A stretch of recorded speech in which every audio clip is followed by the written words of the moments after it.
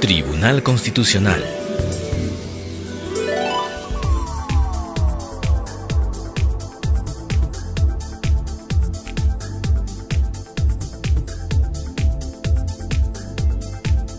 Informar oralmente en las siguientes causas.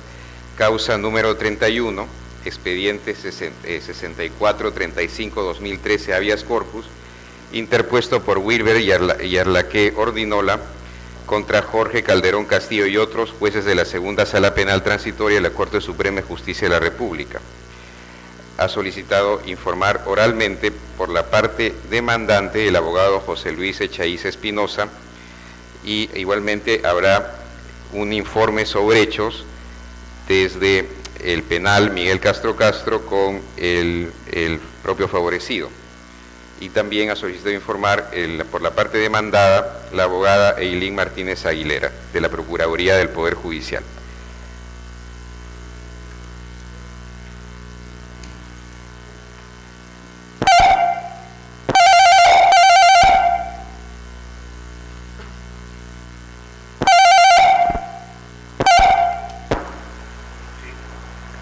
¿Aló? Sí, el señor Wilmer Yarleque. Wilmer Yarleque Ordinola. ¿Ordinola?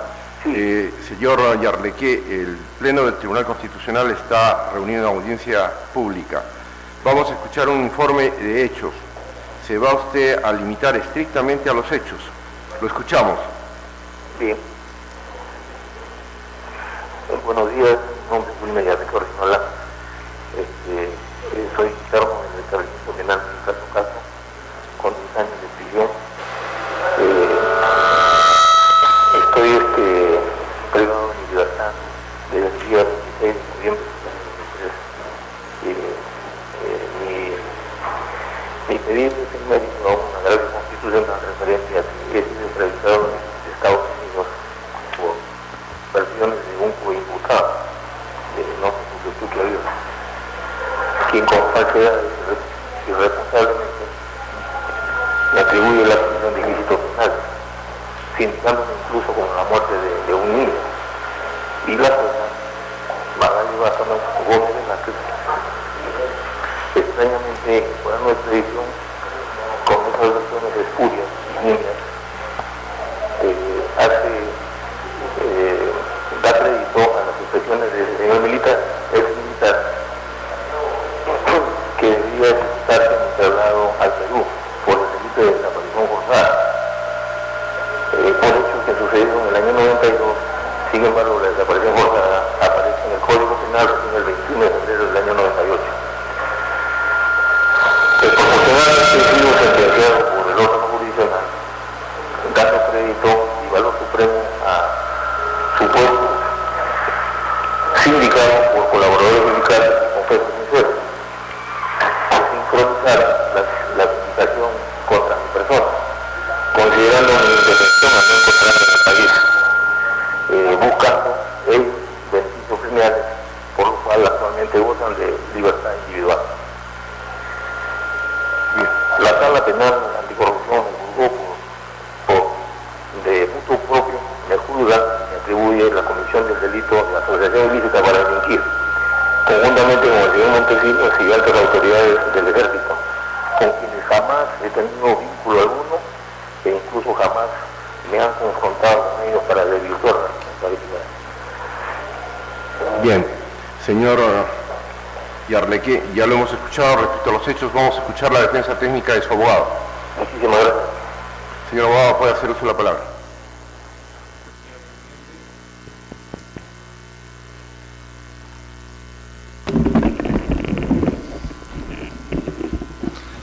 Señor presidente, señores magistrados, excelencias.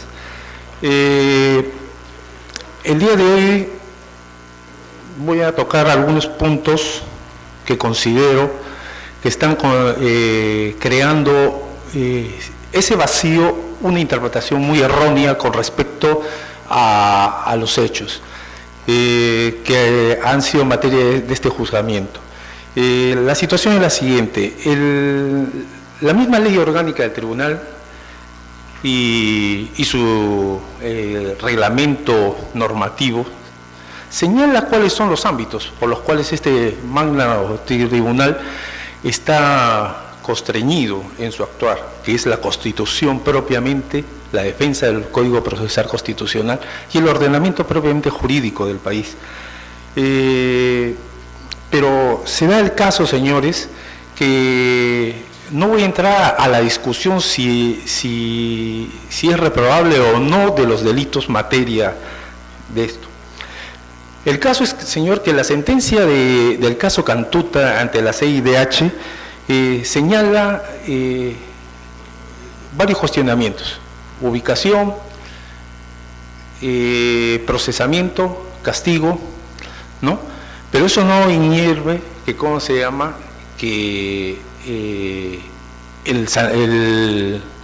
los sujetos que han cometido los actos lesivos también se les cometa violación de derechos fundamentales, ¿no? Y entre esos está el hecho de que el señor Yarleque fue extraditado a petición del gobierno peruano de los Estados Unidos por un caso determinado. Y posteriormente se solicitó la ampliación para que se conozcan sobre nuevos hechos al gobierno norteamericano. La situación es de que en autos ni en ningún momento, a pesar de las reiteradas solicitudes, el tribunal ni la sala de la Corte Suprema ha podido demostrar, y ante los requerimientos ante Relaciones Exteriores, de que el gobierno americano haya concedido y haya aceptado esas ampliaciones. Por lo tanto, primer punto, o sea, se ha sentenciado más allá de los hechos por los cuales fue extraditado. Uno. Dos, en el texto de la lectura de las sentencias, tanto en este habeas corpus, se hacen menciones como precedentes y ¿cómo se llama?, de carácter obligatorio, el hecho de, ¿cómo se llama?, de que el tribunal haya expresado de que los delitos de lesa humanidad son, y por lo tanto no aplica la lex previa. La situación es, señor, que, ¿cómo se llama?, si bien es cierto, estos son hechos que han ocurrido en el año 1991, es cierto también que, ¿cómo se llama?, que durante la vigencia de los hechos no existía una normatividad expresa al respecto, como delito de lesa humanidad. Si bien es cierto, después, en el 1998, se incorpora lo que se conoce hoy como el artículo 320 del Código Penal, también es cierto también que en el año 2003 el gobierno peruano aplica y reconoce para su derecho interno la Convención de Belén do Pará. La situación es la siguiente, señores. Tanto es así que en el habeas corpus de Namuche, en el cual el magistrado Landa introduce, ¿cómo se llama?, en su momento la teoría, el desarrollo doctrinario de que debía y reconoce que, ¿cómo se llama?, que durante la vigencia de esto, de los hechos delictivos, no estaba vigente ni había legislación. Lo cierto, señor, entonces, bajo ese mismo desarrollo lógico-jurídico que el tribunal ha venido ejecutando, entonces tendríamos la facultad y la situación de que cualquier persona que se sienta agraviada solicite entonces el juzgamiento de los hechos de los montoneros y rebeldes del año 60, lo cual sería, ¿cómo se llama?, traer un caos hacia situaciones o los hechos de la Guerra del Pacífico, ¿no? Entonces, si bien es cierto, existe ese desarrollo, pero también es cierto de que eso es un desarrollo doctrinario del tribunal, pero que no se puede achacar como lo viene haciendo el Poder Judicial. Sí, se le ha agotado el tiempo, señor abogado. Señor, ¿va usted concluir defensa con derecho a Ya. Vamos a escuchar a la procuradora. Señor, para terminar, entonces, el hecho es el siguiente. El mes pasado, la gran sala del Tribunal de Estrasburgo ha tirado abajo el proyecto doctrinario llamado Parot, con respecto, y ha señalado que sí existe la retroactividad, tanto porque es violatorio de los convenios internacionales, y en este caso es igual, ¿no? Entonces, lo que solicito es que el tribunal reflexione también y tenga en cuenta la sentencia emitida por la misma Corte Interamericana en el caso Lakiak Ali Bux versus Surinam, en donde reconoce expresamente, ¿cómo se llama?, que no se puede haber retroactividad maligna, sino benigna, y en todo caso, el tribunal, en cumplimiento de la misma sentencia de la Corte Interamericana en el caso Cantuta, debió remitir los hechos hacia el Congreso para que se legisle sobre una mejor forma en cumplimiento de la parte infine del artículo 57 de la Constitución Política del Perú, señor. Señorita abogada, puede hacer uso de la palabra.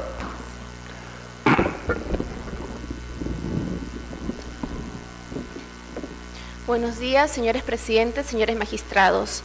Lo que se cuestiona conforme al petitorio son 2 puntos. El primero, que no se habría aplicado la ley más benigna al hoy favorecido, y el segundo, que el delito por el que se le procesó y condenó no está tipificado en nuestro ordenamiento procesal. Son los 2 únicos argumentos de su petitorio.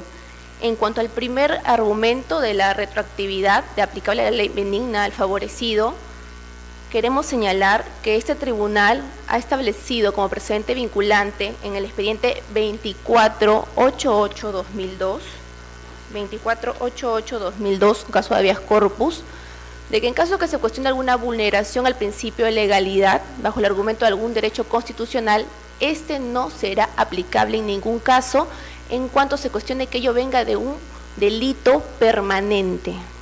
Sí, al hoy favorecido se le condenó por un delito permanente, este es imprescriptible, hasta que no se encuentra la persona o no se encuentra el cuerpo. Bajo esta jurisprudencia no podría cuestionar lo que hoy alega. ¿Sí? En cuanto al segundo punto, de que se le condenó por un delito que no está tipificado en nuestras normas, eso es cierto, pero más aún nosotros somos parte del Estatuto de Roma. El Estatuto de Roma señala que hay ciertos delitos que, si bien es cierto no están en nuestro código, pero sí podemos acogernos de ellos porque corresponden al derecho internacional. Más aún, esto viene del principio de jus cogens, que son normas que son de carácter de cumplimiento obligatorio para todos los países. Más aún, esto se dio en el tiempo del Tratado de Nuremberg. Entonces, en aquella fecha se señaló que, si bien es cierto, no están tipificados en un país estos delitos, sí serán aplicables porque son delitos de lesa humanidad y por ende son permanentes y están para que todas las personas se puedan acoger a ellos en virtud al principio del jus cogens. En virtud de ello, nosotros solicitamos se declare improcedente la demanda interpuesta por el accionante. En réplica, brevemente, señor abogado. Señor, la procuradora reconoce en parte, dice que no estaban vigentes. Pero el hecho es, señor, que ¿cómo se llama? La propia...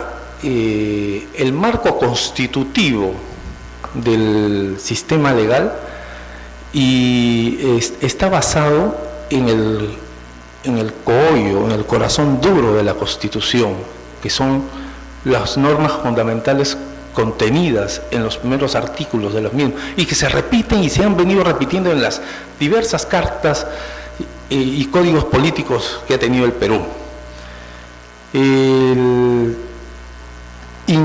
considerar un hecho, primero se ha hecho referencia por parte de la procuradora por un delito permanente. Por las mismas propias sentencias del tribunal, ¿no? cuando se habla en el caso Elsa Canchaya sobre la prescriptibilidad y se hace el desarrollo de las formas de prescriptibilidad, se menciona en delitos permanentes siempre y cuando no haya la presencia, o sea, la ubicación del cuerpo, o sea, cesa el ser delito permanente por la ubicación. En 1993, en los parajes de Cieneguilla se encontraron los cadáveres, han sido entregados, han sido enterrados, y por lo tanto no podemos ya seguir hablando de un delito permanente. Uno. Y por lo tanto estamos afectos ya a la prescriptibilidad. Y por lo tanto el desarrollo doctrinario, lo que pide esta defensa es el ordenamiento de ese desarrollo doctrinario, no el que se diga, ¿cómo se llama?, de que vamos a justificar la violación de esos derechos fundamentales de los profesores y de los señores de barrios altos y todo lo demás. No, lo que estamos pidiendo es un ordenamiento correcto para que la aplicabilidad de la justicia interna sepa y no se justifique en hechos que en realidad estamos vulnerando nuestros propios ordenamiento interno y los propios derechos. Tiempo ha terminado, señor abogado. Le vamos a agradecer concreción. ¿Está usted utilizando más tiempo? Un minuto solamente para concluir. Un minuto, señor abogado. Entonces, por lo tanto, no podemos, en aras de esa justificación de los actos lesivos, represivos, fustigados por todo el mundo, también violar derechos fundamentales de los que están siendo sometidos. No podemos bajar a ese mismo nivel. Debemos de, entonces equiparar. Lo que se pide es justamente que el tribunal precise bajo este amparo y no como lo ha hecho en el habeas corpus 442-2007, en donde se desarrolla una situación, pero bajo una forma de vacío, porque no existe un proceso legislativo correcto en ese sentido. Gracias, señor. Sí, señorita, correcto. Vista la causa, al voto. Causa número 3, expediente 3556-2013, proceso de amparo, interpuesto por Abel Antonio Sánchez Chacón contra el Consejo Nacional de la Magistratura. Ha solicitado informar oralmente por la parte demandante el abogado Abel Antonio Sánchez Chacón y por la parte demandada el abogado Javier Herbert Ramos Espinosa de la Procuraduría del Consejo Nacional de la Magistratura. Señor abogado, puede hacer uso de la palabra. Gracias, presidente. Señor presidente, señores magistrados de este ilustre tribunal, la presente acción de amparo formulada por mi persona contra el Consejo Nacional de Magistratura, debo sustentarlo básicamente en dos aspectos. La sentencia de primera instancia la declara improcedente, sustentándose que es en la vía contenciosa administrativa donde se debe elucidar mi petitorio, mi pretensión, toda vez que es la vía donde hay una etapa probatoria más amplia. Pero no observa de que lo que yo presenté en mi acción de amparo son instrumentales, como son las resoluciones propias del Consejo Nacional de Magistratura, así como los escritos donde pido primeramente reconsideración, deduzco las excepciones y finalmente planteo una nulidad de actuados por haberse sustentado en normas derogadas. En efecto, señor presidente, la resolución de reconsideración, donde dedujo yo la excepción de prescripción y los fundamentos de mi pedido de reconsideración, me aplican normas derogadas, es decir, me aplican la ley orgánica que había sido derogada por la ley de carrera judicial, conforme ahora en autos. Asimismo, aplican ellos un reglamento de la misma comisión de procesos disciplinarios que habían sido ya derogados, o sea, había un reglamento nuevo, y donde en su parte transitoria decía que nos podíamos acoger a los beneficios del nuevo reglamento. Es por esa razón que sostengo que al haberse aplicado normas derogadas, obviamente ha habido una motivación defectuosa. Asimismo, pongo en conocimiento uno de los sustentos de mi acción de amparo, es que la Comisión de Procesos Disciplinarios emite un informe al Pleno del Consejo Nacional de Magistratura, Y dicho informe no es puesto en mi conocimiento, lo que evidentemente vulnera mi derecho de defensa, toda vez que no he podido contradecir ni poder yo, antes de que emitan la resolución definitiva de institución, los argumentos por los cuales no estaba conforme, ¿no? Y esto hay un antecedente de acá del mismo tribunal, en el caso de la doctora Rosario Alfaro Lanchipa, donde efectivamente el órgano contralor de la ONMA no puso en conocimiento el informe de sanción que finalmente le impuso a la jefatura de la ONMA, y dicha demanda fue declarada fundada. En situación similar se encuentra mi caso, doctor, porque al no haberme puesto en conocimiento el informe de la Comisión de Procesos Disciplinarios, tanto en la resolución de destitución como en la resolución de reconsideración, evidentemente se ha violado no solamente, digamos, mi derecho de defensa, sino también, bueno, el debido proceso. Básicamente, sin entrar al fondo, doctor, son estos los dos puntos en que yo sustento, habiendo ya una jurisprudencia por parte de este tribunal. Señor Procurador, puede hacer uso de la palabra. Bien. Señor Presidente, señores magistrados, colega de la defensa. Cuando se interpone una demanda, y en este caso una demanda de amparo, hay un requisito inicial, que el juez revise si se ha cumplido con la formalidad y si como producto de ello va a existir una relación procesal válida. Si bien es cierto, en este momento ustedes no tienen a vista el expediente, yo me permito hacerle recordar al señor demandante y también abogado en esta causa, que cuando presentó su demanda no señaló su domicilio real, tampoco acompañó la copia del DNI. Y en una primera instancia podríamos decir, pues claro, no es culpa de él, es culpa del abogado que redacta la demanda. Y como el Código Procesal Constitucional obliga al juez a no rechazar un petitorio constitucional, se admite. Pero en el íter procesal, los magistrados tienen que revisar que la relación procesal sea válida. Para la Procuraduría, estas omisiones no son pues simples olvidos o equivocaciones del abogado. ¿Y por qué lo digo? Porque ustedes bien conocen que el artículo 51 del Código Procesal Constitucional señala que respecto de la competencia territorial, esta es improrrogable. Y señala dos supuestos muy claros: donde tiene el domicilio el demandante o donde se afectó el derecho. El señor demandante, al momento de ser destituido, era un juez penal del Distrito Judicial de Ayacucho. Nosotros hemos sacado la ficha RENIEC del señor. ¿Dónde vive? Avenida Alfredo Mendiola, 2001, Los Olivos, circunscripción que pertenece a la Corte Superior de Lima Norte. Sin embargo, demandó en Lima. Por una cuestión de competencia territorial, esta demanda debió ser rechazada liminarmente. Pero el juez no se dio cuenta, la sala tampoco, y hoy venimos a discutir este tema ante este magno tribunal. O sea, la no fijación del domicilio en la demanda y el haber evitado presentar la copia del DNI nos ha generado todo este proceso. Pero sigamos viendo los temas de forma. El señor plantea 3 pretensiones autónomas, y así lo dice en su demanda, autónomas. La primera, que se declara inaplicable una resolución o la resolución que lo destituye como juez penal de Ayacucho. Su fecha, muy importante, señores magistrados, 30 de octubre del 2009, primera pretensión autónoma. Segunda pretensión autónoma, que se declare inaplicable la resolución 206 del 2010 de fecha 2 de julio del 2010, que declara improcedente su recurso de reconsideración. Fechas: 30 de octubre del 2009, 2 de julio del 2010.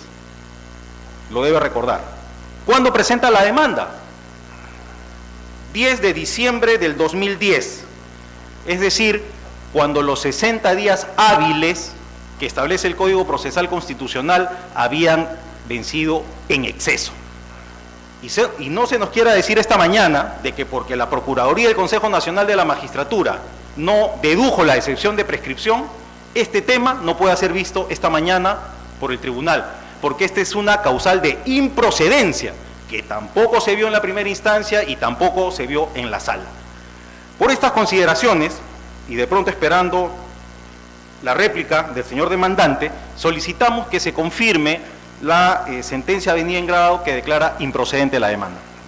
Señor abogado, ¿tiene usted algo que en réplica? Brevemente.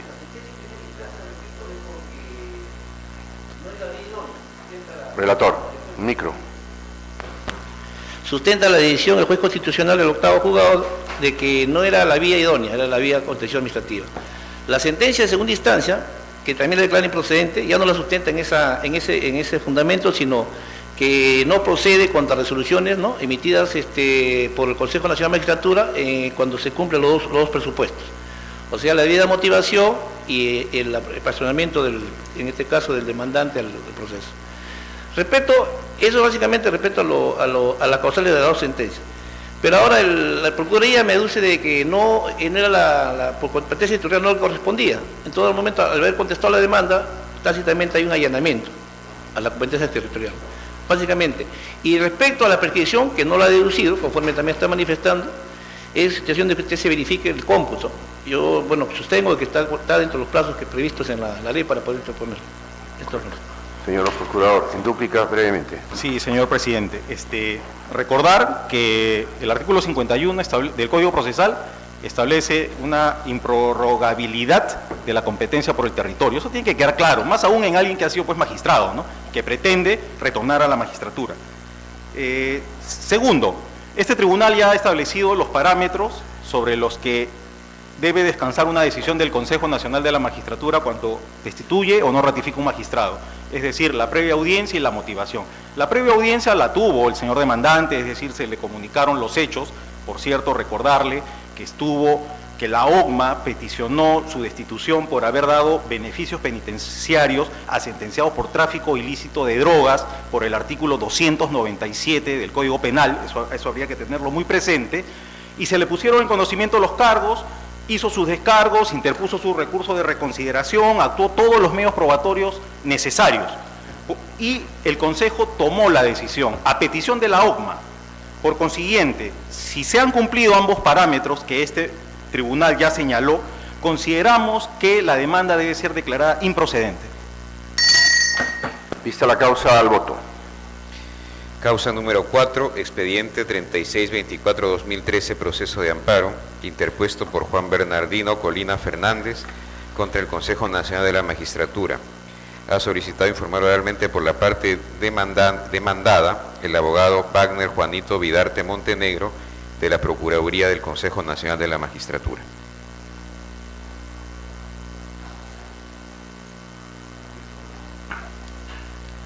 Señor abogado, puede hacer usted la palabra. Señor presidente, señores magistrados, este es un proceso de ratificación que se viene a cuestionar en el presente proceso, que lamentablemente no ha venido de la parte demandante, no se presentan en primera instancia, ni la lista de causa, ni en el Tribunal Constitucional, de manera tal que solamente voy a resumir rapidísimo lo que corresponde que se verifique a efectos de que se rechace el recurso agravio constitucional y en consecuencia se declare improcedente la demanda. Estando que este es un proceso de ratificación, se debe verificar el cumplimiento de los dos parámetros constitucionales que ya en tantas veces se viene diciendo. En el tema de la conducta, se desarrolla claramente cada uno de los ítems o parámetros establecidos. En el tema de la idoneidad, también se evalúan cada uno de los ítems o parámetros establecidos. El doctor Colina, que es el demandante, en cuanto a la calificación de sus sentencias, la calidad de sus sentencias, es allí donde se centra el análisis del Pleno del Consejo Nacional de la Magistratura y que conlleva que no lo ratifiquen porque hay una constante en cuanto a la contravención expresa de normas legales que se encuentran plenamente vigentes. De manera tal que, señor presidente, la previa audiencia y tanto como la motivación de las resoluciones se han cumplido en este proceso. En consecuencia, reitero, solicito se rechace el recurso agravio constitucional y se declare improcedente la demanda de conformidad con el artículo 5, inciso 7 del Código Procesal Constitucional. Vista la causa, al voto. Causa número 5, expediente 3654-2013, proceso de amparo, interpuesto por Johnny Hans Contreras Cuscano contra el Consejo Nacional de la Magistratura. Ha solicitado informar oralmente por la parte demandada el abogado Javier Herbert Ramos Espinosa de la Procuraduría del Consejo Nacional de la Magistratura. Señor Procurador, puede hacer usted la palabra. Bien. Señor Presidente, señores magistrados, esta es una demanda de un fiscal adjunto provincial que, postulando en un proceso, solicita o considera que se han violentado determinados derechos constitucionales y peticiona que la justicia constitucional se pronuncie en tres extremos.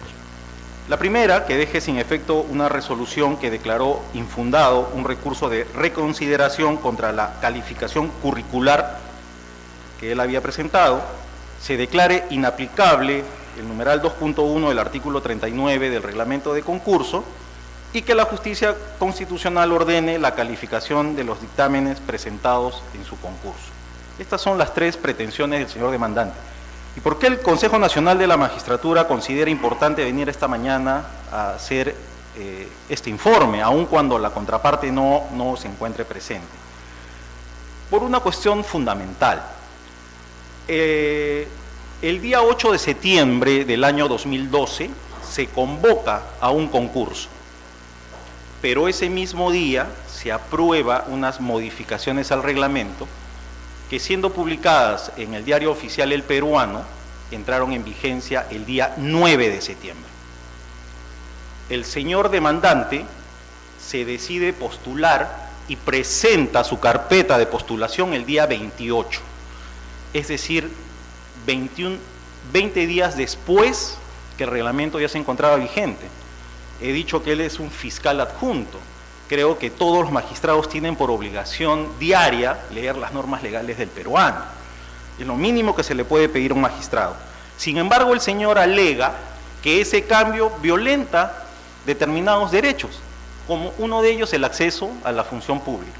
Señor Procurador, el magistrado Carlos Mesías le va a formular una pregunta. Bien. Señor Procurador, ¿en qué ha quedado el cumplimiento de la sentencia de este Tribunal Constitucional en el caso de los magistrados, de los fiscales Inostroza Pariachi y Mateo Castañeda? Entiendo, por la revisión de lo que se ha publicado en la página web del Consejo Nacional de la Magistratura, que hay un acta en la que se ha decidido por su no nombramiento. El Tribunal Constitucional ordenó que elija entre uno de los dos. ¿Por qué no lo hizo? Entiendo también, señor magistrado, que hay una sentencia en la que se pronuncian sobre su recurso de aclaración, en la que este magno tribunal ratifica la competencia constitucional del Consejo de la Magistratura para nombrar a los magistrados. La pregunta puede parecer impertinente, ¿no? Porque usted habla de otro proceso. Sino que le pregunto es qué hace usted parado acá si después no se van a cumplir las sentencias del Tribunal Constitucional. Me está preguntando. Sí. La respuesta es muy concreta, señor magistrado. Yo vengo a defender este proceso instalado. Pero si pierde el Consejo, pues se tiene que acatar la sentencia, ¿no?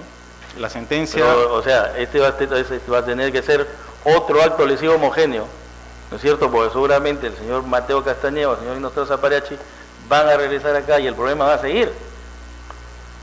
Este es el órgano supremo de la Constitución. Y el Consejo Nacional de la Magistratura es un órgano con relevancia constitucional, pero de naturaleza administrativa. Y este es un órgano jurisdiccional. Entonces, si usted viene a cumplir una formalidad para hablar, para que nosotros lo escuchemos, pero si pierde el Consejo y no se va a acatar la sentencia del tribunal... La sentencia del tribunal ha sido cumplida en los términos de la sentencia inicial y de la sentencia aclaratoria. No ha sido cumplida porque el tribunal ha dicho que se elija entre uno de los dos. Puede continuar, señor Aguado. Bien, trataría de retomar el tema. Y el señor demandante sostiene que este cambio del reglamento afecta su derecho de acceso a la función pública. Y señala que al resolver la reconsideración, el Consejo Nacional de la Magistratura no habría motivado debidamente su decisión. Pero el tema es muy concreto. El reglamento establece que él, en su calidad de magistrado, tenía que presentar copias certificadas, en este caso de sus dictámenes. Él presentó copia simple. El Consejo rechazó, o sea, no es que rechazó, sino que le dio una calificación de 0 a estas copias simples por incumplir lo que manda el reglamento. El señor demandante alega que se equivocó, que no leyó bien el reglamento y por eso la presentación de copias simples. Nosotros hemos sostenido durante todo este proceso que el error no genera derecho, pero no solamente ello, sino que el error no puede ser invocado como afectación de un derecho constitucional. La sentencia, si me permiten, por favor. En consideración a que ha sido interrumpido con una pregunta, le vamos a extender el tiempo. Bien, la sentencia de primera instancia declaró fundada la demanda, sin embargo, la Sala Superior la revocó. Interpuesto este recurso de agravio constitucional, y siendo que ya este Supremo Tribunal se ha manifestado que la asignación de puntajes en un concurso público para el acceso de magistrados no le corresponde a la justicia constitucional, sino al Consejo Nacional de la Magistratura, solicitamos que el recurso de agravio sea desestimado. Vista la causa, al voto.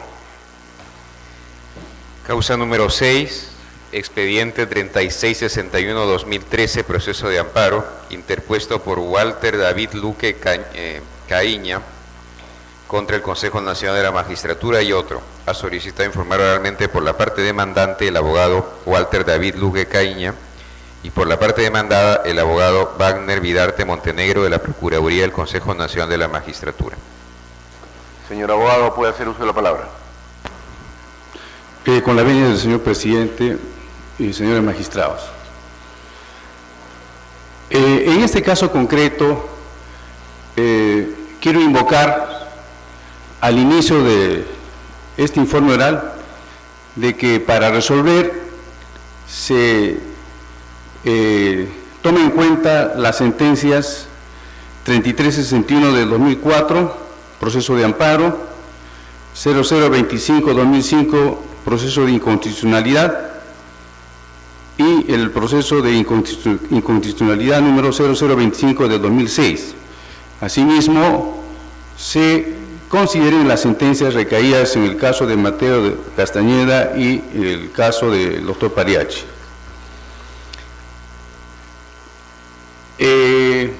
Lo que ha sucedido es de que en el grupo 2, en una convocatoria, quien habla pasa las etapas pertinentes y en el momento de la calificación curricular se producen hechos que a nuestro criterio son vulneraciones muy graves al principio de seguridad jurídica. ¿Por qué digo al principio de seguridad jurídica? Toda vez que en sendas sentencias este órgano de control constitucional ha establecido de que el Estado es único. Por lo tanto, si el Estado es único, no puede tener en referencia a un hecho concreto dos posiciones. Precisamente en la calificación curricular hemos presentado, señores magistrados, 6 demandas y hemos adjuntado a estas demandas las sentencias que han recaído en referencia a estas demandas. Y todas las sentencias han sido declaradas fundadas. Es decir, estas demandas han pasado por un control previo por el Ministerio Público y también por el Poder Judicial.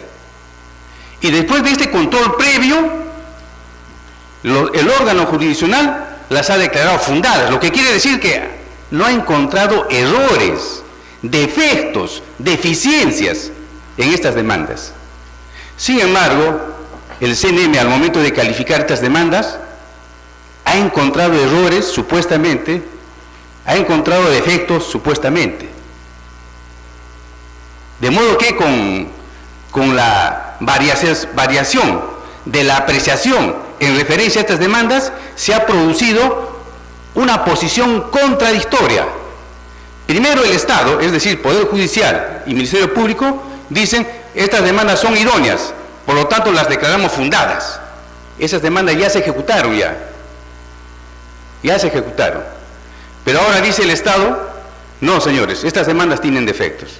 Entonces se ha producido una posición contradictoria y esto pues no es dable, ¿no? Asimismo, el CNM ha extraído o excluido arbitrariamente en la calificación de 16 diplomados, 5 diplomados, con argumentos muy abstractos, muy genéricos y no ha especificado por qué razones las ha excluido. Motivo por el cual nosotros solicitamos de que se declare fundada la demanda y se retrotraigan los hechos hasta antes de la vulneración de nuestros derechos y el CNM proceda nuevamente a calificar nuestro currículum. Muchas gracias. Procurador, señor presidente, señores magistrados, estamos ante una situación de control de constitucionalidad de una de las funciones del Consejo de la Magistratura, que es la de selección y nombramiento. En principio, esta demanda ha sido interpuesta contraviniendo el artículo 5, inciso 4 del Código Procesal Constitucional, porque no ha agotado la vía previa, no planteó el recurso de agravio constitucional. Esa es la causal de improcedencia en esta demanda.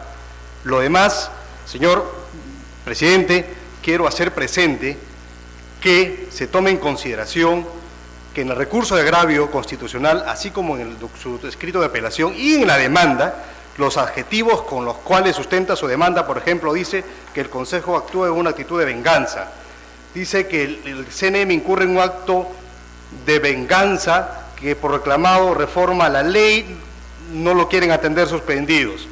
Además dice que también es una interpretación torpe de los consejeros la forma como han calificado sus documentos. Para no continuar con esto, yo creo que hay una situación clara que de falta de contenido constitucional de la demanda de amparo, que se suma además a que no se ha agotado la vía previa para interponer la misma.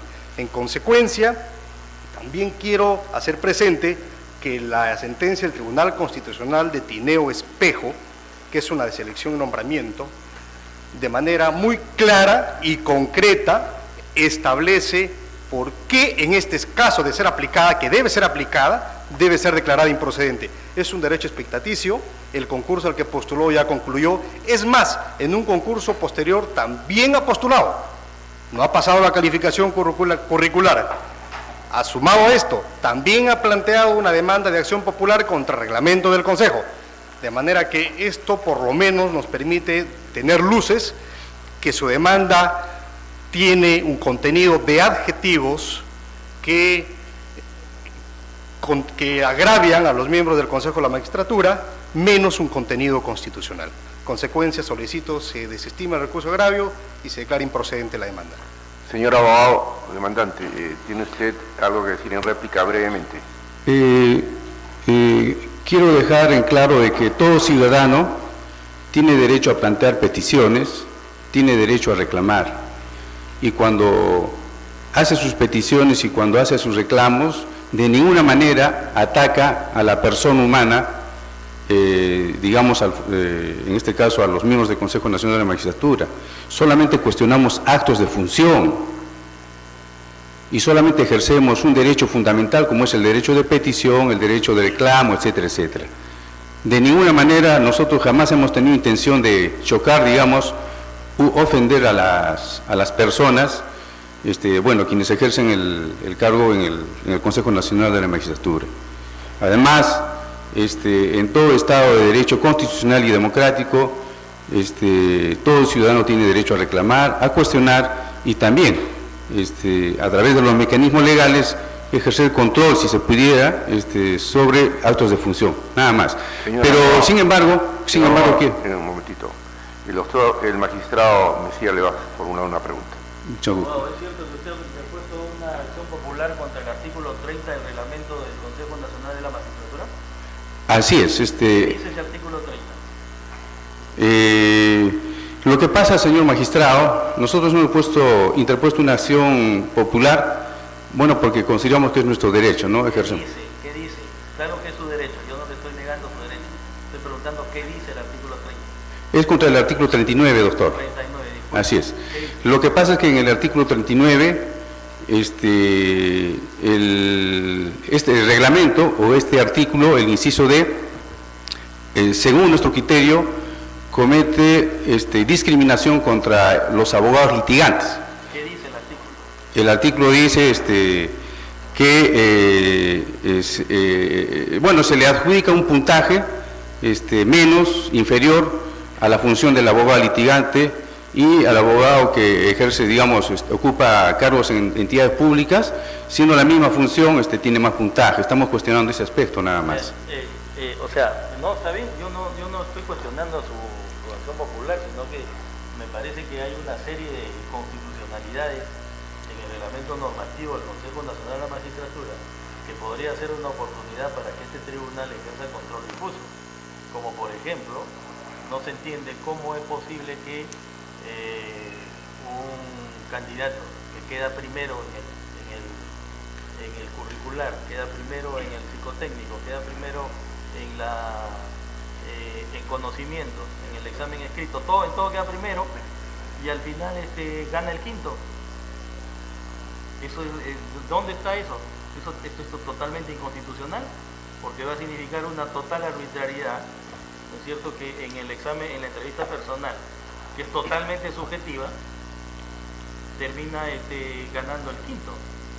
Entonces, claro, la sentencia, si el quinto va a quedar primero, sin tener conocimiento, teniendo menos conocimiento, teniendo menos preparación, teniendo menos madurez psicológica,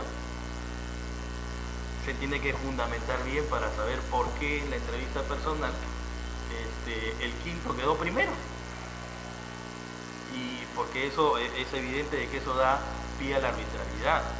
Entonces, por ejemplo, cuando usted señala que el abogado litigante tiene menos puntos que el abogado que trabaja en la administración pública, no lo entiendo.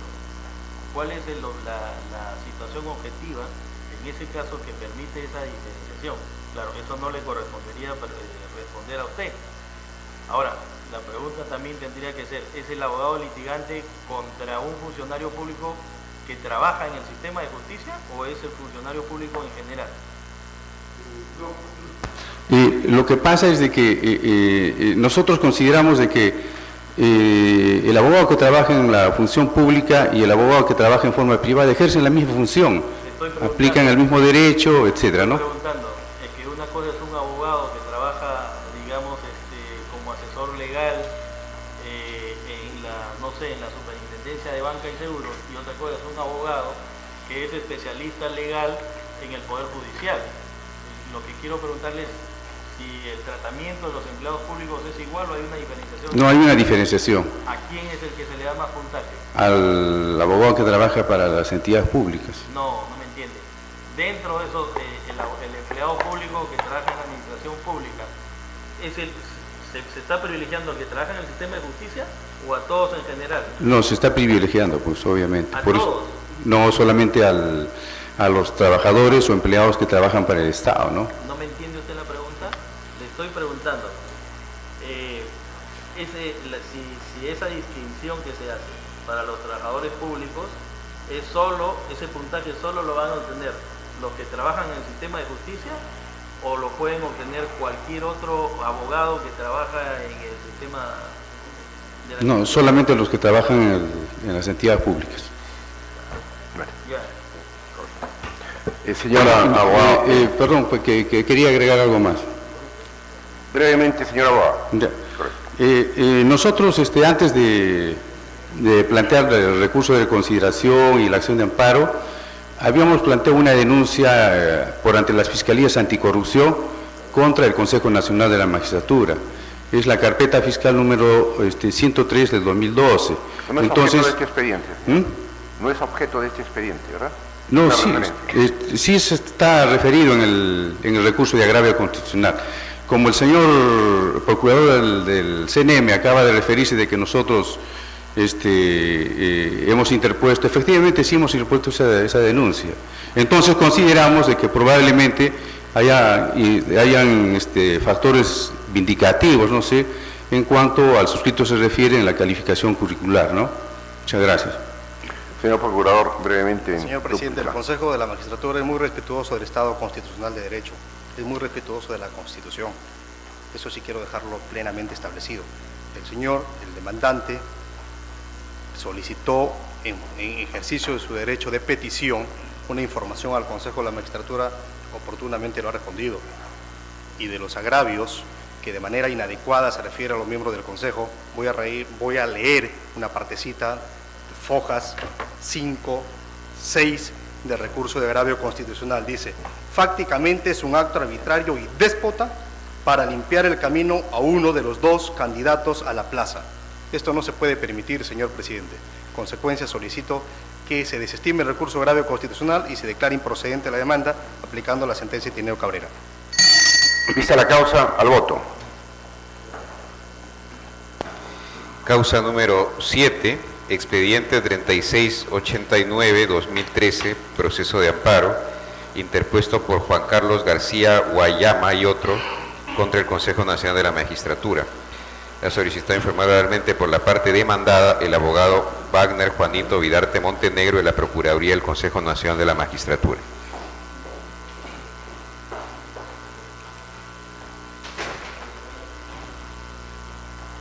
El Procurador puede hacer uso de la palabra. Señor magistrado, este es otro proceso de selección que se cuestiona las calificaciones de selección y nombramiento del Consejo de la Magistratura. Las reglas están claras en el reglamento y el reglamento se encuentra conforme a la Ley de Carrera Judicial.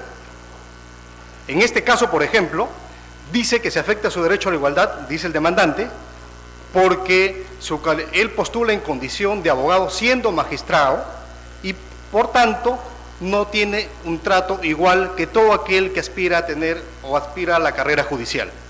Pero el reglamento es clarísimo, el reglamento y la Ley de Carrera Judicial establecen que el juez postula como juez y requieren como requisito de adjunto para fiscal provincial tener 4 años de fiscal adjunto para el caso en concreto. El demandante tenía solo 2. En consecuencia, para sacarle un poco la vuelta a la ley, dijo postulo como abogado. Entonces el Consejo, al momento de calificar su carpeta, se da cuenta evidentemente de que está postulando en condición de abogado, pese, reitero, a su condición de magistrado. En consecuencia, es evidente que contraviene el reglamento y también la Ley de Carrera Judicial, de manera tal que solicito se desestime el recurso de agravio constitucional y se declare improcedente la demanda. El magistrado Carlos Mejía le va a formular una pregunta. No había dejado de ser juez. Siguió siendo juez, solo que renunció. Es distinto el caso de Mateo Castañeda, que su oportunidad se dio. No, él sigue siendo fiscal. Ya es cosa distinta. Sí, es cosa distinta. Bien. Vista la causa, al voto. Causa número 9, expediente 4198-2013, proceso de cumplimiento, interpuesto por Luciano Bernardo Valderrama Solórzano contra José Antonio Peláez Verdades, fiscal de la Nación. Ha solicitado informar oralmente por la parte demandante el abogado Luciano Bernardo Valderrama Solórzano. ¿Está presente el abogado? No está.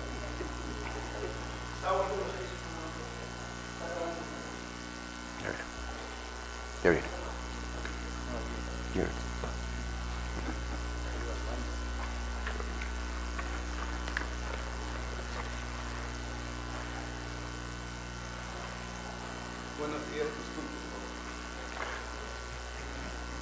Señor abogado, puede hacer uso de la palabra. Señor presidente, distinguidos magistrados, el presente caso se refiere a una acción de cumplimiento que se ha iniciado contra el fiscal de la Nación respecto al artículo 27 de la Ley Orgánica del Ministerio Público y de una resolución que tiene concordancia con ese artículo. ¿A qué se refiere? Anteriormente, hará 8 años atrás, cuando había una vacante en el Ministerio Público, de un cargo de fiscal. Este era sustituido por un fiscal en orden de la edad. ¿Quién era? No, de la edad no, de la antigüedad en el cargo de fiscal. Entonces, hubieron voces diciendo, no es mérito el hecho de ser un fiscal antiguo, hay muchos fiscales antiguos que no son tan competentes, entonces hay que buscar la meritocracia. Salió una norma y se modificó tanto la ley orgánica del Ministerio Público como la del Poder Judicial. Y luego de dictar esta norma, se dictó una resolución de la Fiscalía de la Nación disponiendo de que se confeccione un cuadro de prelación de méritos. No se cumplió, no se cumple. La forma como se nombra en el Ministerio Público es a dedo. Yo, antes de no ser ratificado, hace 4 meses ya estoy fuera del cargo, como fiscal superior titular y presidente de junta de los fiscales superiores del Distrito Judicial de Apurímac, he pedido desde la época de la doctora Echaíz, con oficios reiterados, que se cumpla la norma legal. No me han hecho caso. Es por ello que he recurrido en esta acción de cumplimiento. Y no solamente he interpuesto esta acción, me he atrevido a interponer una denuncia constitucional y una denuncia al Consejo Nacional de la Magistratura. En ambas no he tenido éxito. Y considero yo que este hecho de formular denuncias y hacer otras más, que sería un poco más fatigoso decirlas, han dado motivo a mi no ratificación, ¿no? Y que ya es otro caso que no conviene ahondarlo. Ahora, la decisión que tome el Tribunal Constitucional respecto a que debe cumplirse el artículo 27 del Ministerio Público por el fiscal de la Nación, va a generar en la institución, no solamente del Ministerio Público, sino del Poder Judicial, como una pequeña revolución, en el sentido de que se va a dar una imparcialidad al tener que ser promovidos los fiscales y magistrados titulares a los cargos vacantes y no los provisionales y los que convengan al interés del fiscal de la Nación. Eso es todo, doctor. Vista la causa, al voto. Causa número 14, expediente 5530-2013, proceso de amparo, interpuesto por Juan Pablo Guzmán Dongo y otro, contra Narda Azucena Limo García, Francisco Artemio Tábara Córdoba y otros, jueces de la Sala Civil de la Corte Suprema de Justicia de la República y otros. Ha solicitado informar oralmente sobre hechos por la parte demandante el señor Edgar Alberto Guzmán Dongo. El demandante es Juan Pablo Guzmán Dongo. Y otro. Usted es el señor Alberto Guzmán. Señor Guzmán, brevemente y limitándose a los hechos. Los hechos, en este caso, como viene a ser contra un cuestionamiento contra resoluciones judiciales, me voy a tener que referir al proceso judicial, porque son sentencias. Entonces, esos son los hechos, son las sentencias judiciales. En primer lugar, bueno, el proceso empieza en el año 84, cuando mi padre Alberto Guzmán se casa con Narda Limo. Digo, se casa entre comillas, porque ahí voy a comenzar a explicar todo lo que viene de esto. Luego que se casan, en el año 90 se separan. Y luego de esa separación, Narda Limo le inicia 2 juicios a mi padre, uno de alimentos y el otro de separación de bienes, obteniendo una sentencia favorable en ambos juicios. Luego ella obtiene una pensión de alimentos y la separación de, o sea, el 50% de las propiedades. Luego de esto, mi padre en el año 96 descubre que Narda Limo era bígama y le inicia un juicio de invalidez de matrimonio.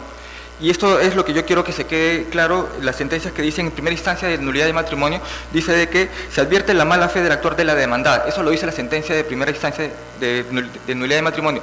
Y en la segunda instancia dice de que ella, al adquirir un inmueble, se declaró soltera ocultando su estado de casada. Eso lo dice la resolución de la sala. Luego de esto, mi padre se va a casación y se declara en cosa juzgada la nulidad del matrimonio. Luego mi padre inscribe esa nulidad en los registros públicos e inicia 2 juicios. El primero de nulidad de cosa juzgada fraudulenta de alimentos y el segundo de nulidad de cosa juzgada fraudulenta de separación de bienes. En el de alimentos, mi papá gana en las tres instancias, es decir, habiendo sido declarado nulo el matrimonio y contraído por mala fe, en las sentencias de nulidad del matrimonio se señala de que en el considerando séptimo que Narda Limo habría configurado un fraude habiendo engañado a la autoridad judicial al presentar la demanda de alimentos, ya que nunca hubo un vínculo matrimonial. Señor Guzmán, ¿qué se pretende con esta acción de amparo? ¿Qué es lo que pretenden ustedes? Lo que se pretende es de que esta sentencia, o sea, una vez que se gana las sentencias de nulidad de nulidad de cosa juzgada de alimentos, en el caso de la nulidad de cosa juzgada fraudulenta de separación de bienes se pierden las 3 instancias, porque en las de alimentos dicen de que hubo mala fe de parte de Narda Limo y no le corresponde nada, pero en las sentencias de nulidad de cosa fraudulenta de separación de bienes dicen de que no hubo mala fe y que, y que nunca ocultó su matrimonio. Es contra la resolución en ese último proceso de separación de bienes. O sea, lo que yo quiero dejar claro es que hay 2 resoluciones que se contradicen del mismo Poder Judicial. O sea, en la de alimentos dicen de que sí hubo mala fe y que no le corresponde nada, por eso se declara nulo la sentencia de alimentos, pero en la de separación de bienes dicen todo lo contrario, de que... ¿Estos 2 procesos se siguen ante el mismo juzgado, ante las mismas...? No, son en diferentes juzgados. Correcto, estos son los hechos. No, todavía falta. ¿Sí? O sea, luego que se pierden las 3 instancias de la nulidad de cosa fraudulenta de separación de bienes, mi padre fallece y nosotros, mi hermano y yo, nos apersonamos como sucesores procesales. Y luego nosotros interponemos la acción de amparo contra esas 3 resoluciones de la nulidad de cosa fraudulenta de separación de bienes.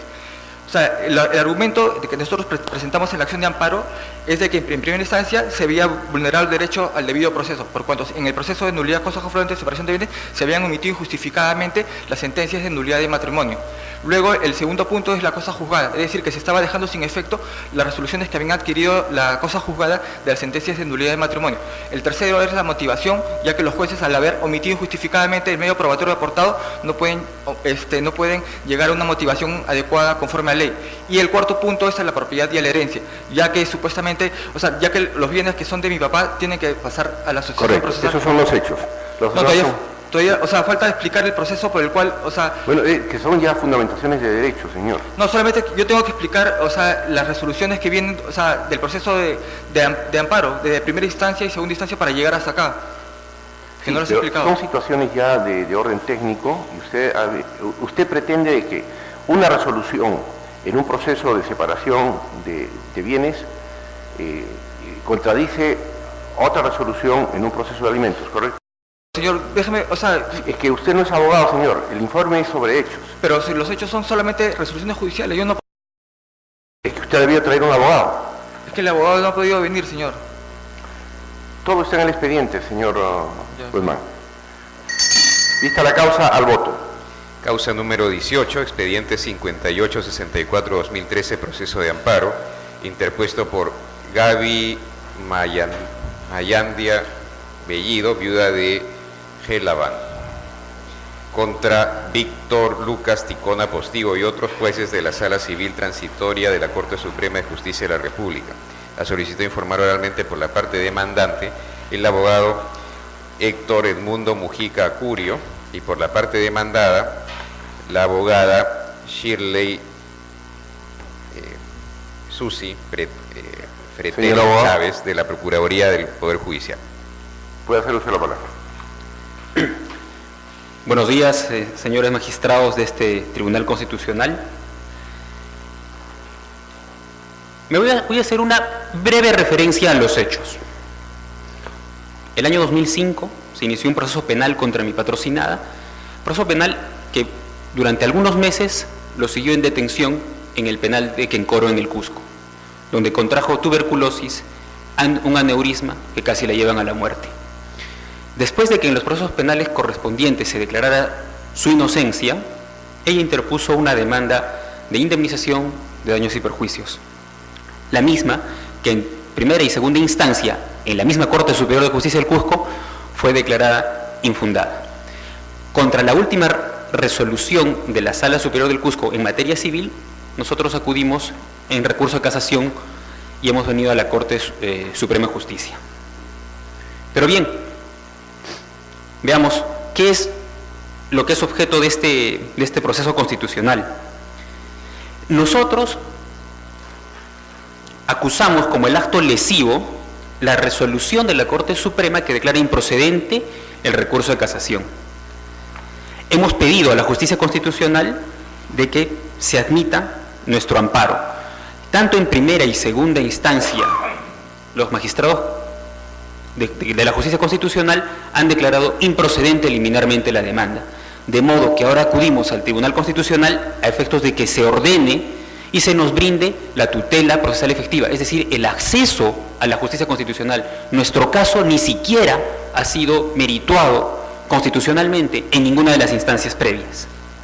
Y bien, ¿en qué estamos, señores magistrados? ¿Cuál es el caso?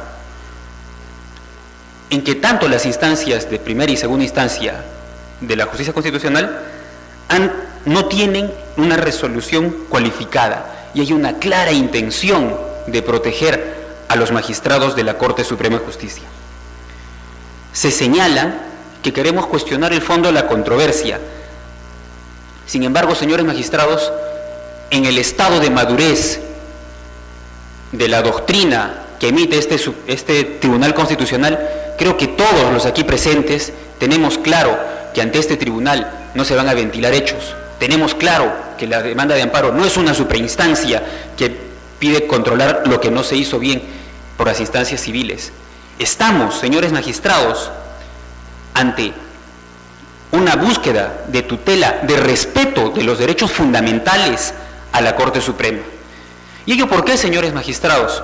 Porque ya la doctrina de este Tribunal Constitucional ha señalado que no existe actividad pública exenta del control constitucional, entre ellos el Poder Judicial, que con mayor razón debería respetar los derechos fundamentales cuando emite resoluciones.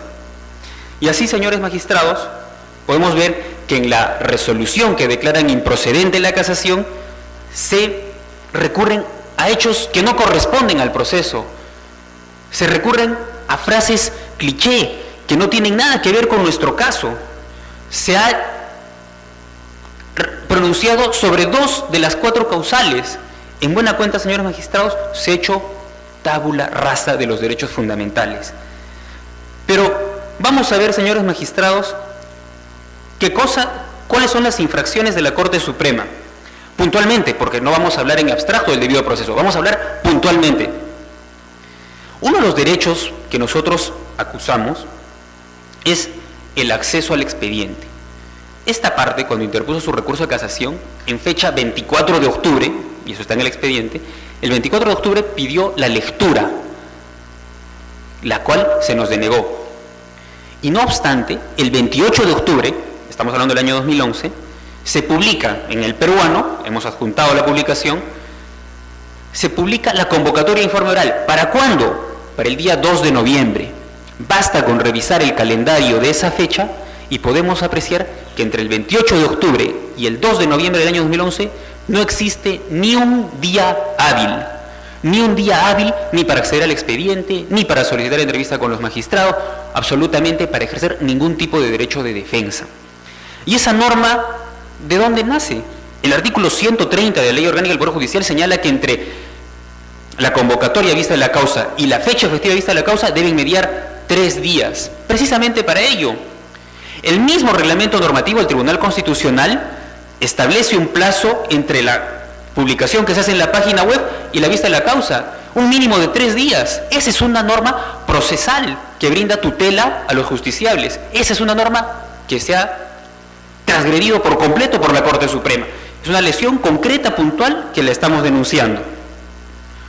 Una segunda norma de orden procesal que vulnera el debido proceso es el artículo 131 de la Ley Orgánica del Poder Judicial, que señala que las causas se atienden por riguroso orden de ingreso. Señor Presidente, agradeceré por favor 2 minutos para concluir. 2 minutos.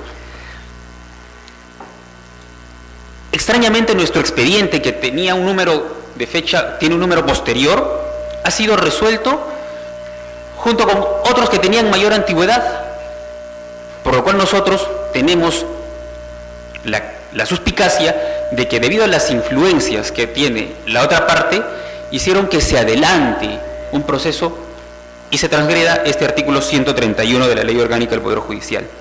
Pero Pero finalmente, y la transgresión fundamental de la Corte Suprema es que no cumple con su deber de motivación y abdica del rol casatorio que le ha impuesto el artículo 141 de la Constitución Política del Perú. La Suprema tiene un rol clave en el control, sin embargo, ha abdicado por completo. Se ha llegado a decir inclusive que esta parte ha consentido las resoluciones previas porque no quejó a los magistrados. Señores magistrados del Tribunal Constitucional, sabemos que la queja es un mecanismo distinto que no enerva las decisiones judiciales. Sin embargo, se llega a decir de que ese debió haber sido un mecanismo.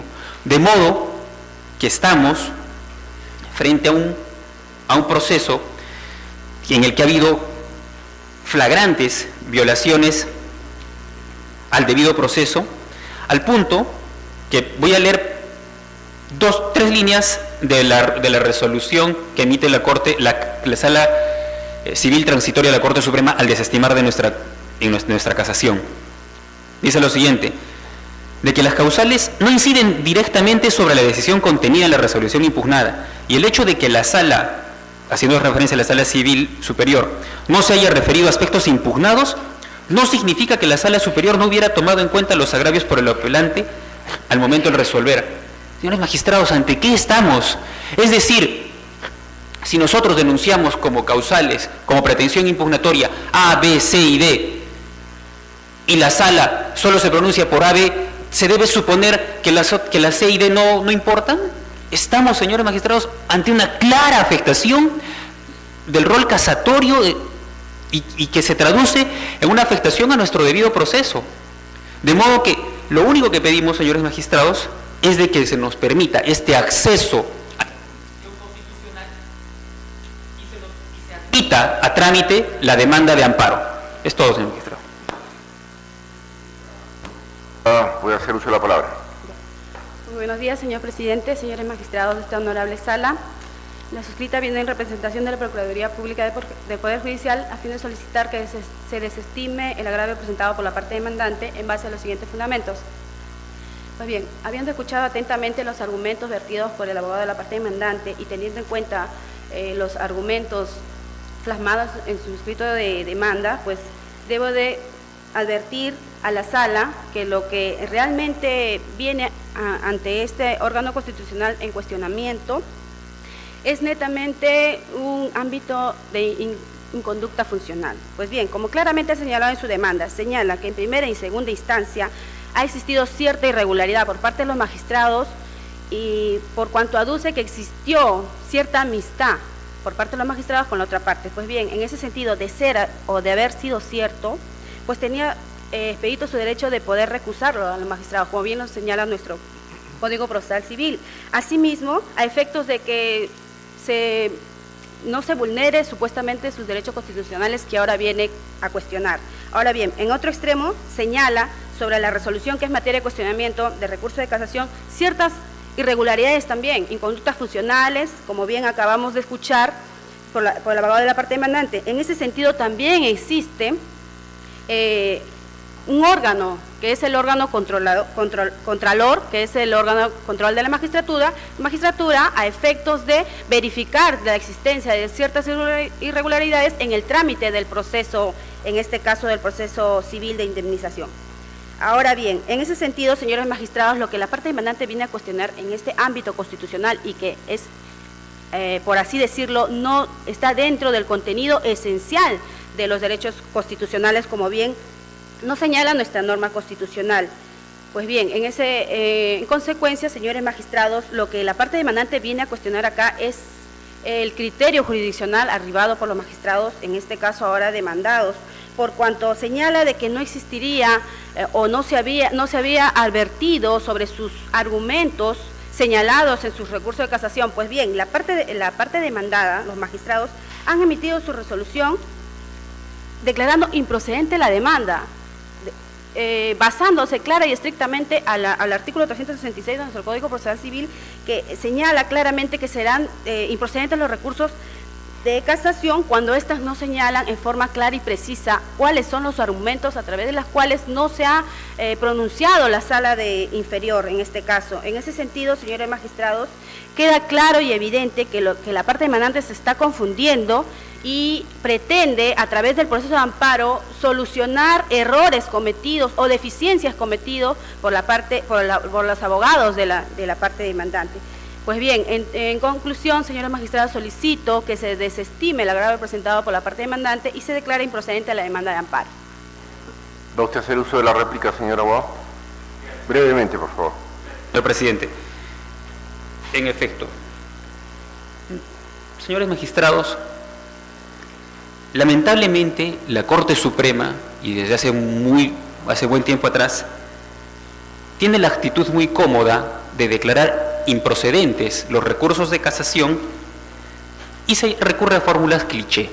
Esas fórmulas cliché son, entre otras, por ejemplo, esta que reza, que el recurrente no detalla con claridad y precisión cuáles son los aspectos no resueltos, no detalla cuál es la infracción normativa.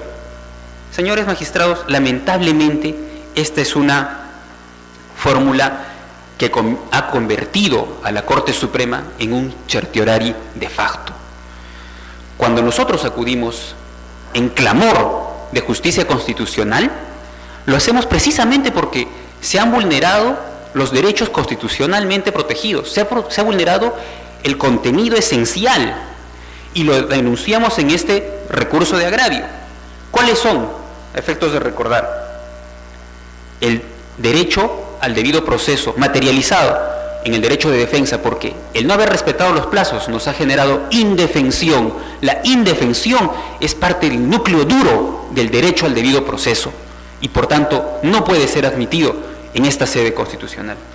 También hemos denunciado la vulneración de los plazos de ley que precisamente generan indefensión, y el otro contenido estricto es el derecho a la motivación de las resoluciones judiciales en todas sus instancias.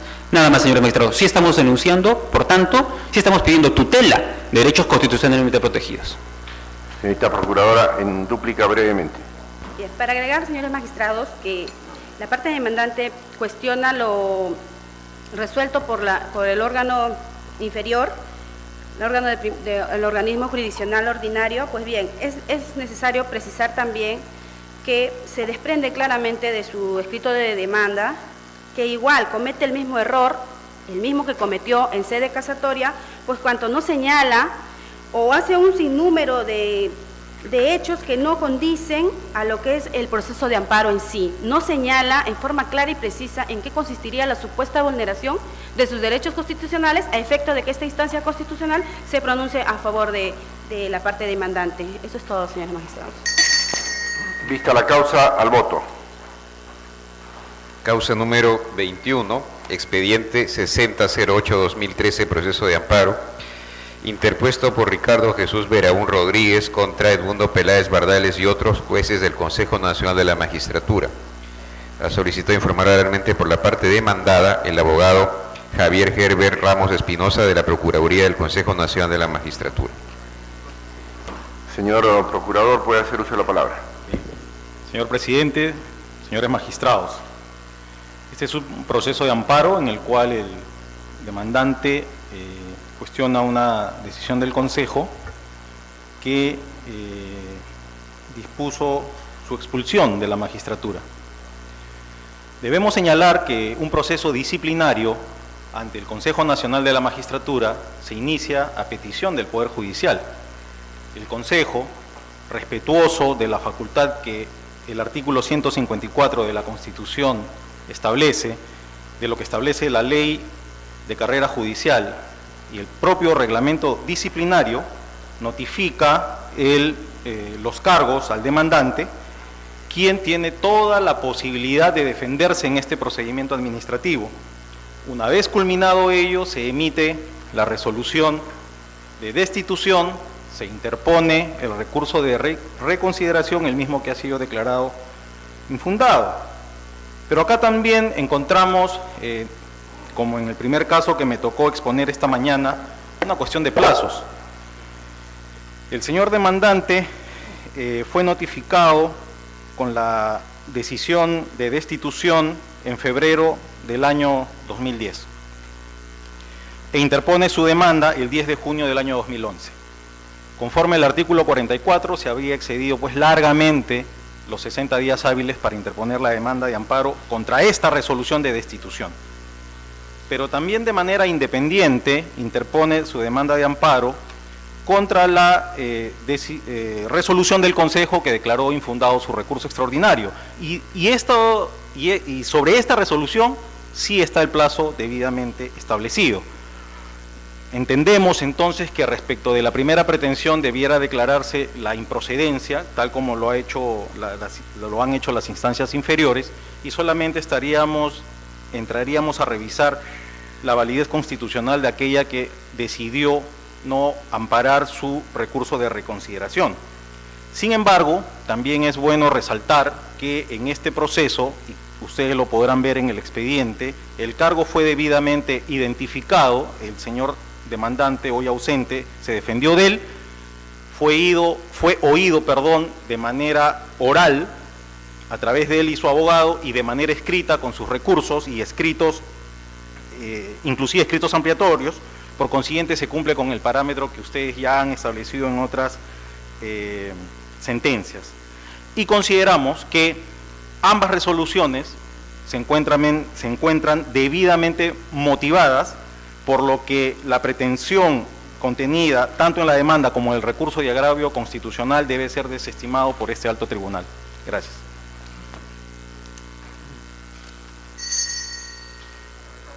Se la causa al voto. Causa número 26, expediente 6197-2013, proceso de amparo, interpuesto por Constructora Arco, Sociedad Anónima, contra el Centro de Arbitraje y Conciliación de la Construcción y otros. Ha solicitado informar oralmente por la parte demandada, como el codemandado, el abogado de la codemandada de Inversiones Portobelo, Sociedad Anónima, Adolfo Javier Pinillos Córdoba. Señor abogado, puede hacer uso de la palabra.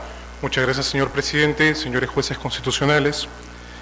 El presente proceso de amparo tiene como antecedente un arbitraje iniciado por Constructora Arco contra mi patrocinada Inversiones Portobelo.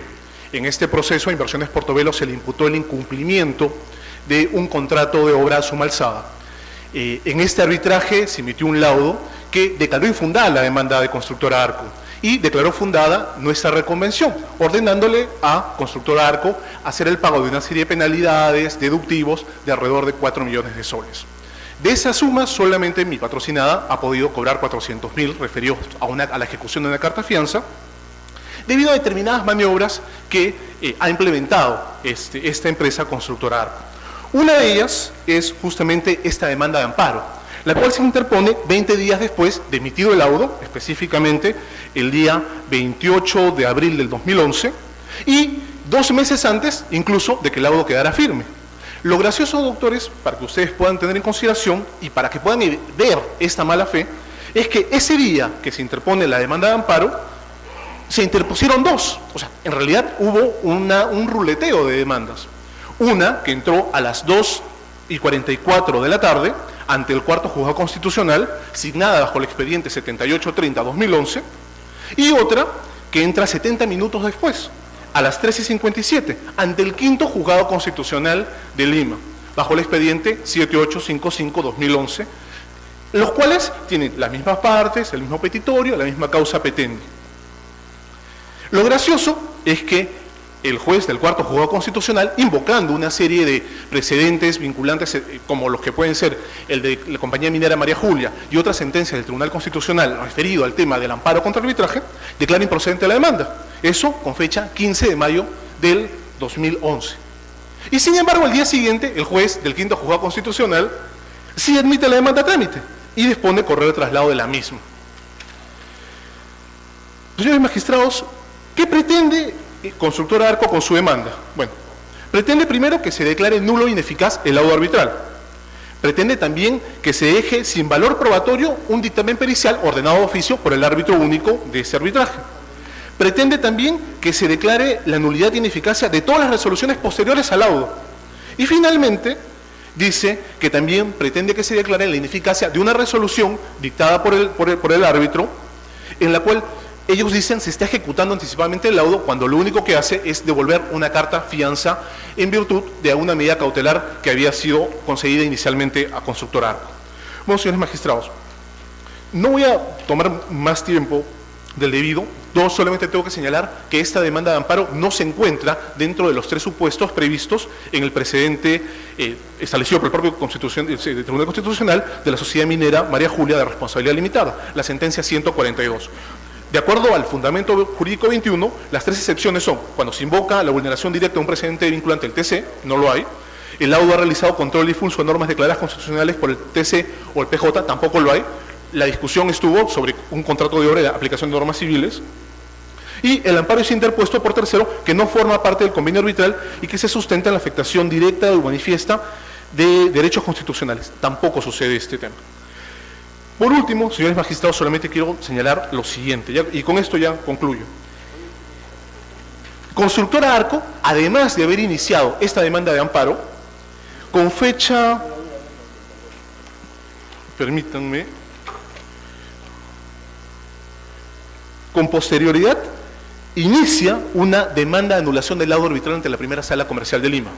Y esta demanda termina declarada siendo infundada mediante resolución de fecha 9 de abril del 2012. Es decir, no solamente acude a la vía del amparo, obviamente, con una sola intención, tratar de evitar la ejecución de ese proceso arbitral en el cual habíamos obtenido un laudo favorable.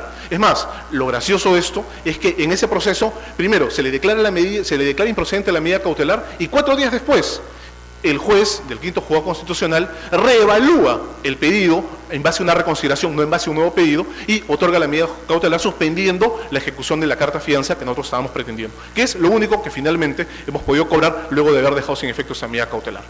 Pero además, como les digo, se pretende acá alegar que un laudo arbitral que ha sido declarado constitucional, que ha sido declarado válido por la primera sala comercial de Lima y que ha determinado que no ha incurrido en ninguna de las causales del artículo 63 y que además constituye la vía idónea para cuestionar justamente la protección de derechos constitucionales, ha declarado que no se ha incurrido en ninguna causal que lo vicie. Por tal motivo, señores magistrados, creo que Arco no puede pretender en esta sede constitucional enervar los efectos de un laudo que ha adquirido la calidad de cosa juzgada. Es por estas consideraciones, señores magistrados, que pedimos a la sala Silva declarar infundado el recurso de agravio constitucional interpuesto por Constructora Arco. Vista la causa, al voto. Causa número 30, expediente 6430-2013, proceso de amparo, interpuesto por Universidad Privada Antenor Orrego, contra Eduardo Irribarren Fallaque y otros, jueces de la Sala de Derecho Constitucional y Social Permanente de la Corte Suprema de Justicia de la República y otros. Ha solicitado informar oralmente por la parte demandante el abogado Luis Enrique Reyes Sánchez y por la parte demandada la abogada Vani Gisela Zabaleta Rojas de la Procuraduría del Poder Judicial. Señor abogado, puede hacer uso de la palabra.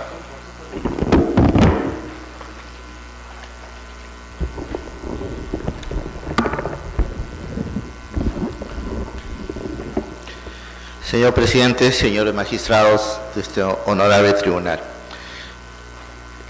viene a su conocimiento el recurso de agravio presentado por la Universidad Privada Antenor Orrego respecto de la acción de amparo interpuesta contra los miembros de la Sala de Derecho Constitucional y Social de la Corte Suprema de la República. Nos amparamos en el artículo 200, inciso segundo, de la Constitución y artículo 4 del Código Procesal Civil, porque consideramos que se ha dictado una resolución judicial en un proceso no regular. Y referirnos a un proceso no regular es frente a aquello que no se resuelve una causa conforme a derecho, como aquello que elude el reconocimiento de derechos fundamentales como la tutela jurisdiccional, la motivación adecuada de las resoluciones, el desconocimiento del artículo 17 y 60 de la Constitución, que se refiere a que la oferta educativa es plural, o el régimen económico, el pluralismo del régimen económico. ¿De qué se trata, señor? Se trata de que en aplicación de la ley 23733, la ley universitaria, en su artículo 52, inciso F, se señala que los docentes ordinarios de las universidades del país tienen 60 días de vacaciones anuales. Pero a la par de esta norma que tiene un contenido general, el artículo 54 de la misma ley, en su segunda parte, establece que los derechos y beneficios de los docentes de las universidades privadas se regulan por la ley laboral privada y no hace ninguna otra mención sino una distinción que proviene de lo que establece el artículo 6 de la ley 23.733, que la ley universitaria regula tanto las universidades públicas como privadas, y cuando la ley quiere distinguir aquello que corresponde a una u otra naturaleza de universidad, lo hace.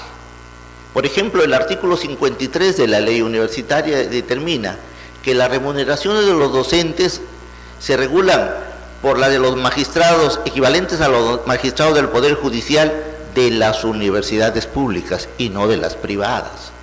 Existen otros beneficios, ¿no?, que están en el artículo 52, por ejemplo, los 4 años de estudio, y otros beneficios que son para las universidades públicas y no para las privadas.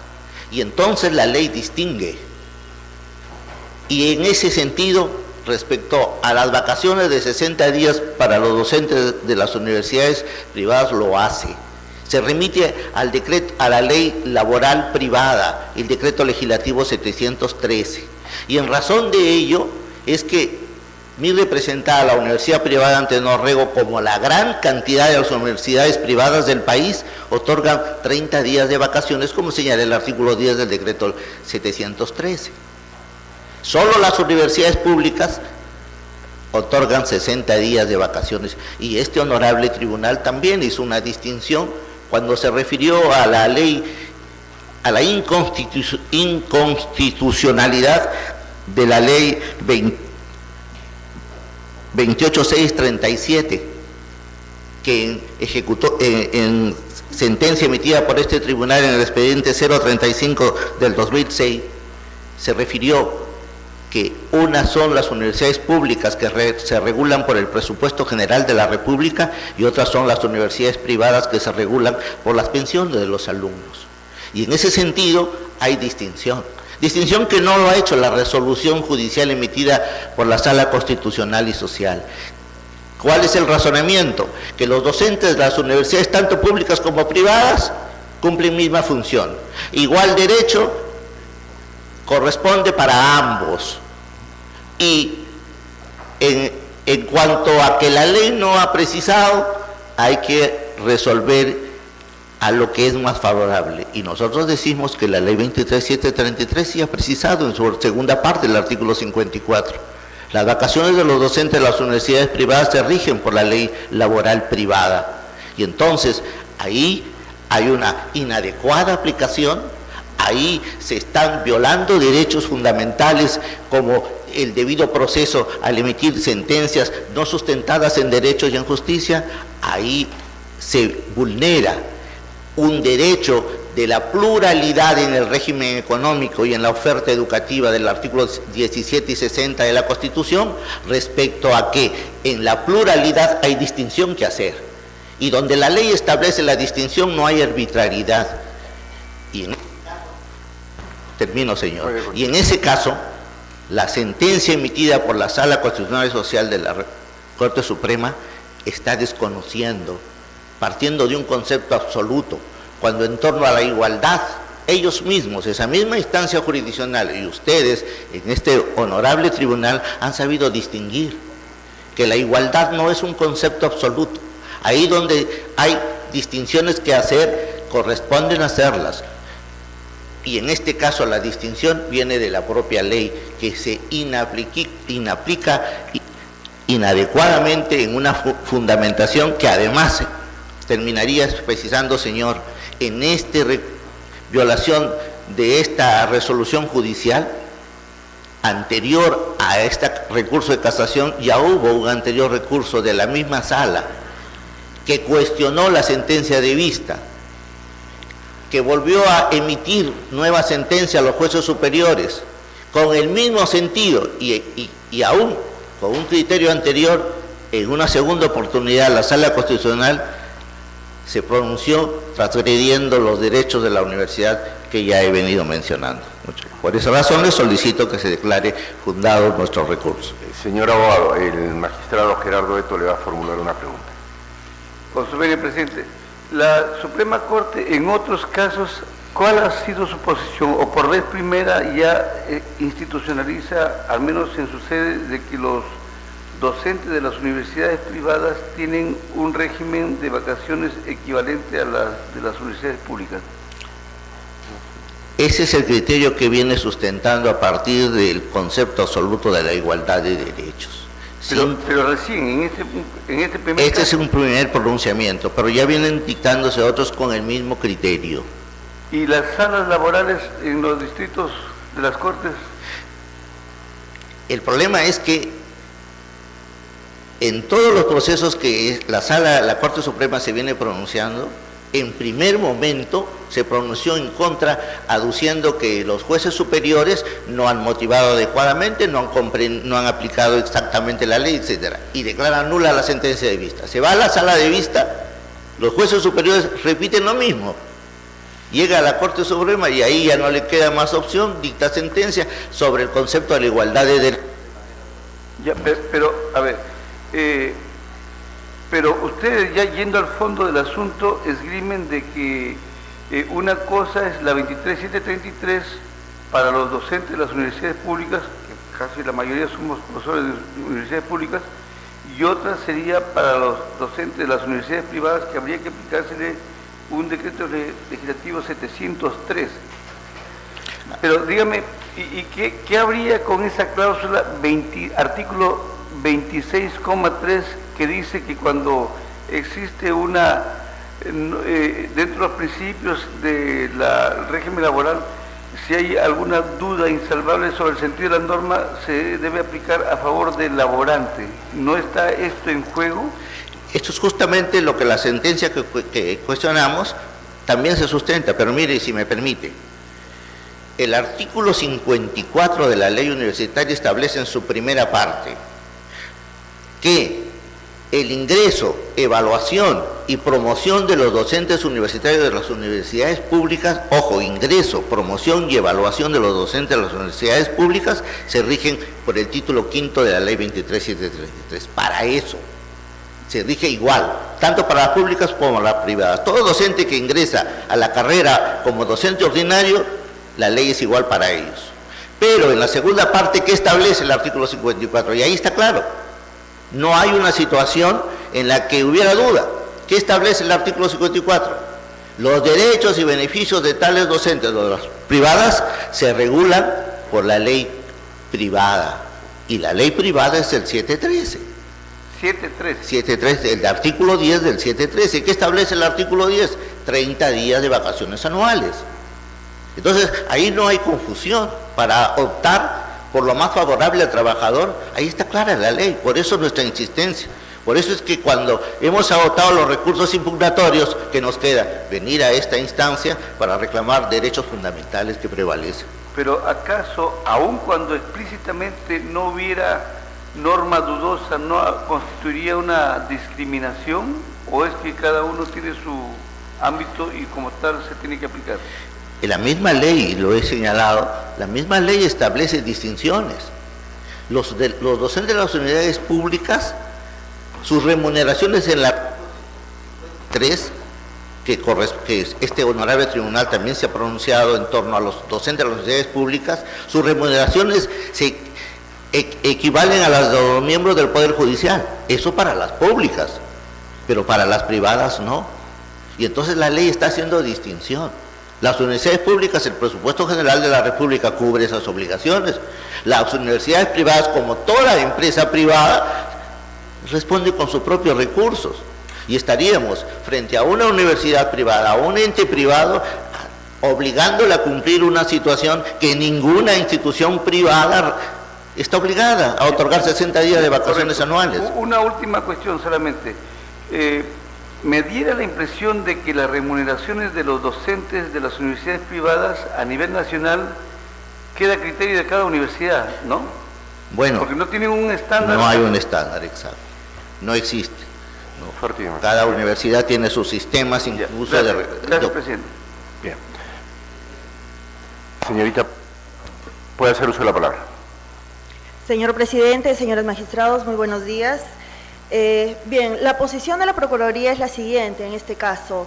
En primer lugar, creo que debe quedar claramente establecido que, conforme ya ha señalado este tribunal en reiterada jurisprudencia, la interpretación y la aplicación, correcta o no, de una norma legal, al resolver el juez una controversia suscitada en el ámbito de la jurisdicción ordinaria, le corresponde únicamente a eso, a la jurisdicción ordinaria. No es posible demerituarse nuevamente, de revisar esta aplicación normativa en un proceso constitucional, en este caso en el proceso de amparo.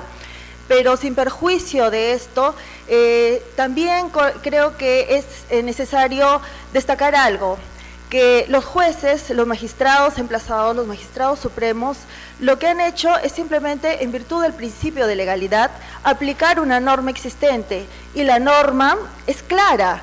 La ley 23733, que rige las universidades, ha señalado que tanto a los docentes ordinarios universitarios de las universidades públicas como de las privadas, a ambos les corresponde pues gozar de un periodo de vacaciones de 60 días. En este caso, los demás argumentos que ha señalado la parte demandante ya es un tema más bien de interpretación y que expresan pues su disconformidad con el fallo arribado por los magistrados supremos. Aquí no se trata de que en el caso de las universidades privadas no corresponde aplicar. En todo caso pues habría que cuestionar la norma, y no, obviamente eso no va a ser posible a través de un proceso de amparo. Lo que en esencia consideramos se pretende cuestionar en este proceso de amparo es pretender que en sede constitucional se vuelva a revisar ya lo merituado por el órgano jurisdiccional competente, y ello obviamente no resulta posible en los procesos constitucionales. Por esas consideraciones, señores magistrados, y más aún debiéndose tomar en cuenta de la revisión del expediente, que ya la resolución que se cuestiona, la Ejecutoria Suprema, data del año 2012 y que haya quedado consentida, pues solicitamos a esta sala se sirva a desestimar el agravio constitucional y declarar improcedente la demanda. Señor abogado, en réplica brevemente. Sí, señor presidente. Justamente, nosotros no venimos a pedir un reexamen del proceso jurisdiccional. Nosotros venimos a reclamar derechos fundamentales que subsisten. Ya agotamos todos los procesos impugnatorios. No. Pero ¿qué resulta, señor? En nombre de la igualdad, que es el fundamento con que se expedió la resolución impugnada, se está transgrediendo derechos fundamentales. Seríamos como las universidades privadas de todo el país, que aplican la legislación laboral privada, 30 días de vacaciones, van a tener que encarar una situación cuando somos entidades distintas que las públicas, y la ley lo hace. Y en ese sentido hay derechos fundamentales que cuestionar. La propia sentencia, cuando las acciones de amparo contra resoluciones judiciales, es porque proviene de un proceso irregular, y un proceso irregular es aquella que dicta una sentencia inadecuada, ajena a derecho. Y nosotros, y la ley 23733, que inevitablemente hay que invocarla, es clara y precisa, cuando distingue a los docentes de las universidades públicas, los derechos de ellos, con los de las privadas. Y entonces esa es una situación en la que, en contrario, se está discriminando a la universidad privada ante no rego al imponerle el pago de vacaciones de 60 días que ninguna entidad privada en el país cumple. Y eso sí es violar derechos constitucionales. Muchas gracias. Bien. Señorita Procuradora, en dúplica, brevemente. Sí, señor presidente. Considero que los argumentos vertidos por la defensa de la parte demandante resultan incongruentes a la respuesta que dio ante la pregunta del magistrado Eto, cuando le hizo la pregunta respecto a que si existe uniformidad o es que el fijar el periodo vacacional de los docentes ya lo hace en cada universidad particular de modo precisamente particular, no cada universidad privada de modo particular, y él le contestó que sí, dijo que no había una uniformidad respecto a este tema. Sin embargo, ahora invoca el derecho a la igualdad. La pregunta es, ¿cuál sería en todo caso el parámetro o cuál sería, ¿no?, de medición para decir de que en su caso se está pues vulnerando el derecho a la igualdad? Por otro lado, como ya lo he señalado, todos los argumentos giran en torno a lo mismo, señores magistrados. Los argumentos simplemente se están cuestionando y están cuestionando la interpretación que la Sala Suprema ha realizado a la norma. Como ya lo he señalado, la norma es clara y en todo caso, si encontrara él una incongruencia dentro de la misma ley, pues es otro el proceso al que debería acudir a fin de cuestionar esto. Es todo, señor presidente. Vista la causa, al voto. Señor presidente, señores magistrados, se da cuenta que en las demás causas programadas para la fecha no se ha solicitado informar oralmente conforme al reglamento y en caso se hubiera solicitado, no se han presentado a rendir el informe oral respectivo. Las demás causas, se levanta la audiencia.